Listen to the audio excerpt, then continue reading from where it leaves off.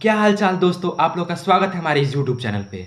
तो दोस्तों आज हम लोग जानने वाले हैं कि स्टूडेंट्स 11th में आकर फेल क्यों हो जाते हैं, जो कि 10th में वही टॉप कर रहे होते हैं, 99%, 99.99% लाए होते हैं, लेकिन 11th में फेल क्यों हो जाते हैं। तो सबसे पहला जो मेजर रीज़न होता है वो होता है सिलेबस का, क्योंकि 10th क्लास का सिलेबस और 11th क्लास के सिलेबस में ज़मीन आसमान का फ़र्क पड़ जाता है। जहाँ पे बच्चा 10th क्लास के सिलेबस में केमिस्ट्री में 4 चैप्टर पढ़ता है, वही 11th में आके 16 चैप्टर पढ़ना पड़ता है, 15-16 चैप्टर। और वही मैं फिज़िक्स की बात करूँ, तो फिज़िक्स में 2-3 फार्मूला सिर्फ़ क्लास 10th में उसको मिलता है याद करने का, जैसे मिरर फार्मूला हो गया, लेंस फार्मूला हो गया। लेकिन 11th में उसको बहुत सारे फार्मूला पढ़ने पड़ते हैं और बहुत सारे कंसेप्ट उसको फिज़िक्स में जानने पड़ते हैं। और अगर मैं तीसरी मैथ की बात करूँ, तो मैथ में भी अगर मान लीजिए क्लास 10th का जो सबसे डिफ़िकल्ट चैप्टर होता है, मानते हैं मतलब टीचर्स लोग या स्टूडेंट, ट्रिग्नोमेट्री होता है और उसमें बच्चा सिर्फ़ 3 फार्मूला पढ़ता है। Sine square theta plus cos square theta बराबर 1, 1 प्लस टेन स्क्वायर थीटा बराबर सेक स्क्वायर थीटा, और तीसरा होता है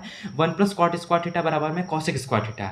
लेकिन क्लास 11th में जाते ही एकदम वक्त, हालात और जज्बात बदल जाते हैं। क्लास 11th में की ट्रिग्नोमेट्री में बच्चा एकदम उलझ जाता है, क्योंकि वहाँ पे 70 से 80 फार्मूला उसको नए नए मिलते हैं।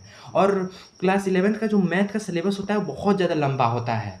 और मैं चौथा रीज़न की बात करूँ, तो चौथा रीज़न ये हो जाता है कि जब बच्चा क्लास 10th में बोर्ड देकर आता है, तो 11th के कुछ महीनों में बहुत ज़्यादा रेस्ट करने लगता है। बहुत ज़्यादा लगता है उसको कि मैंने क्लास 10th में तो बहुत ज़्यादा मज़ा किया, अरे बोर्ड दे के आया हूँ अभी, तो थोड़ा रेस्ट करूँ। तो वो शुरुआती के 11th के दिनों में मज़ा करने लगता है, रेस्ट करने लगता है, 3-4 महीना मज़े में बिता देता है। फिर उसको पता चलता है अरे यार पढ़ना भी है, तो जब पढ़ने लगता है तो उसको पता चलता है अरे भाई इतना सिलेबस है। तो यही कुछ 3-4 रीज़न्स होते हैं जिससे क्लास 11th में बच्चा जाने के बाद फेल होने लगता है। तो थैंक यू दोस्तों।